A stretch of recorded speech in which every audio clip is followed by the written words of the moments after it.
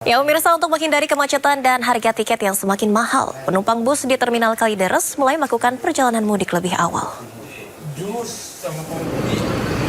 Memanfaatkan libur nasional, sejumlah penumpang di Terminal Kalideres mulai melakukan perjalanan mudik di awal waktu. Kota Padang, Palembang, dan Provinsi Jawa Tengah menjadi tujuan favorit pemudik Lebaran tahun ini. Para pemudik mengaku berangkat lebih awal untuk menghindari kepadatan penumpang dan lonjakan harga tiket. Peningkatan arus mudik di Terminal Kalideres diperkirakan terjadi pada H-7 Lebaran dengan jumlah penumpang mencapai 8.000 orang. Pengelola Terminal Kalideres akan menyiapkan armada bus tambahan untuk melayani lonjakan jumlah pemudik. Karena biar gak terkena macet juga. Terus juga kalau pulang di awal bulan April itu semuanya udah pada sold out semua itunya, tiketnya. Nah itu masalahnya kalau naik pesawat ya, kalau di bulan puasa itu harga tiketnya udah mahal. Jadi ya udah kita naik bus aja, mumpung kan masih murah. Mulai penumpang itu peningkatan yang cukup signifikan itu akan terlihat itu di H-7 ya. H-7 atau pada tanggal 3 April tahun 2024. Dan untuk puncak arus mudik diperkirakan di Terminal Bus Kalideres itu akan terjadi pada H-4 atau H-3 angkutan Lebaran, yaitu pada hari Sabtu dan Minggu, yaitu tanggal 6 dan 7 April 2024. Ya, sementara itu pemirsa, situasi di Terminal Pulau Gebang, Jakarta Timur masih terpantau lengang. Belum terjadi peningkatan jumlah penumpang yang signifikan di Terminal Pulau Gebang. Hari ini tercatat hanya 544 penumpang yang melakukan perjalanan.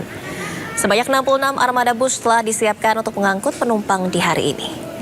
Puncak arus mudik Lebaran diperkirakan akan terjadi pada tanggal 5 hingga 8 April 2024 mendatang. Pulau Gebang adalah terminal yang dipersiapkan oleh Dinas Perhubungan DKI Jakarta untuk melayani para pemudik di wilayah kota administrasi Jakarta Timur. Dinas Perhubungan juga mempersiapkan 2.258 unit bus antar kota antar provinsi dari 152 perusahaan otobus pada masa angkutan Lebaran 2024. Sedangkan gelombang pemudik di Stasiun Pasar Senen, Jakarta meningkat di hari ke-18 Ramadan. Di masa libur panjang akhir pekan, lalu lalang warga yang hendak pulang ke kampung halaman dengan berbagai tas bawaan membuat suasana di Stasiun Pasar Senen lebih sibuk. Sebagian warga sengaja mudik lebih awal untuk menghindari kepadatan penumpang. Selama periode angkutan Lebaran 2024 terdapat 1.600 perjalanan kereta api. KAI Daop 1 Jakarta menyediakan total 957.000 lebih tempat duduk pada masa angkut Lebaran tahun ini, di mana rata-rata per hari tersedia 43.000 lebih tempat duduk. Sejauh ini PT KAI sudah menjual 595.000 lebih tempat duduk. Dan pemirsa, langsung saja kita pantau suasana terkini di Stasiun Pasar Senen bersama rekan Ismalia Meidasari. Selamat sore Ismalia, silakan dengan laporan Anda.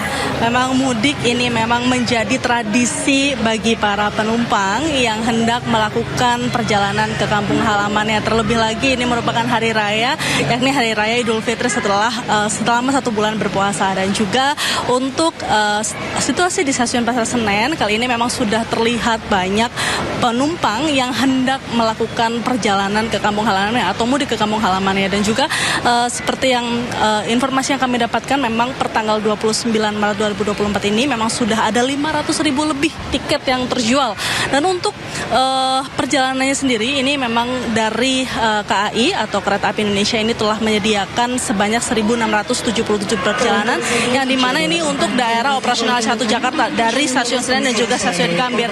Yang dimana untuk dari Stasiun Gambir sendiri ini ada sekitar 40 perjalanan kereta api setiap harinya, dan untuk di Stasiun Pasar Senen ini ada 37 perjalanan setiap harinya.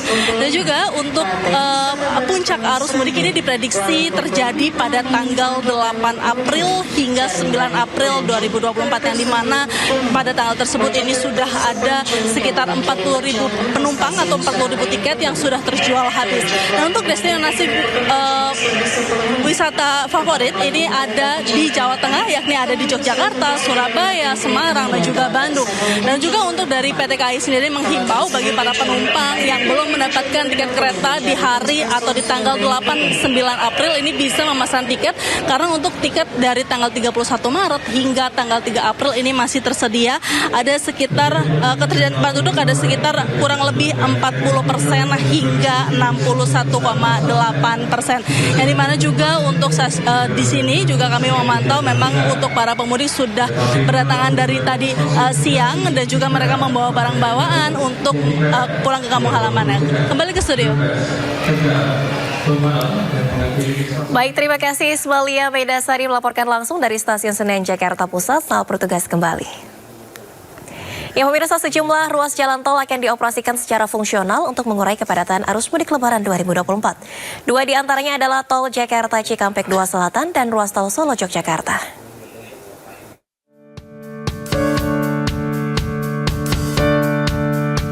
Pemerintah melalui Badan Pengatur Jalan Tol BPJT Kementerian PUPR akan membuka sejumlah jalan tol secara fungsional dalam arus mudik Lebaran 2024. Jasa Marga telah menyiapkan 4 jalan tol untuk beroperasi secara fungsional. Keempatnya adalah Jalan Tol Jakarta Cikampek 2 Selatan segmen Sadang Kutanegara sepanjang 8,5 km. Tol Palikanci penambahan dari 2 menjadi 3 lajur sepanjang 2 km mulai kilometer 208. Pembukaan tol Cipularang kilometer 99 arah Jakarta menuju Bandung dan sebaliknya, serta tol Solo Yogyakarta segmen Colomadu Ngawen sepanjang 22 km. Operasional keempat jalur fungsional dilakukan berdasarkan diskresi kepolisian. Keseluruhan terdapat 7 jalan tol baru dioperasikan secara fungsional. 3 ruas jalan tol di Pulau Jawa dan 4 ruas jalan tol di Pulau Sumatera. Tol fungsional di Jawa terdiri dari tol Cikampek Jakarta 2 Selatan, tol Solo Yogyakarta, dan tol Cimanggis Cibitung. Sementara itu pemirsa, polisi juga telah menyiapkan jalur alternatif di lokasi-lokasi rawan bencana dan terdampak bencana untuk memastikan kelancaran jalannya arus mudik dan arus balik Lebaran. Salah satunya jalur Demak Kudus yang terdampak bencana banjir akibat jebolnya tanggul Sungai Wulan.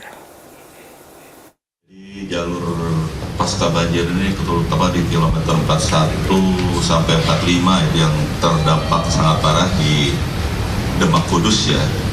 Itu dari PUPR sudah menjamin untuk pengerjaan perbaikan ini H-10 tadi sudah mantap, sudah 95 kemantapannya, artinya bisa dilalui dengan baik.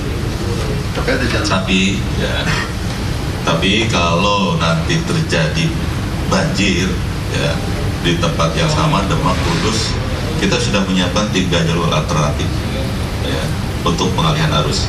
Nanti ada yang melalui Sayung, Purwodadi, Blora, Rembang ya. Rembang. Kemudian ada yang melalui Semarang, Kedung Mundu, langsung ke Kudus ya. Ada terakhir yang melalui Semarang, Purwodadi, Demak, Purwodadi, Blora, Rembang. Jadi sudah kita siapkan alternatif. Juga di tempat yang rawan bencana sudah kita petakan dengan Pak Asok ya. Ada 155 titik yang kita petakan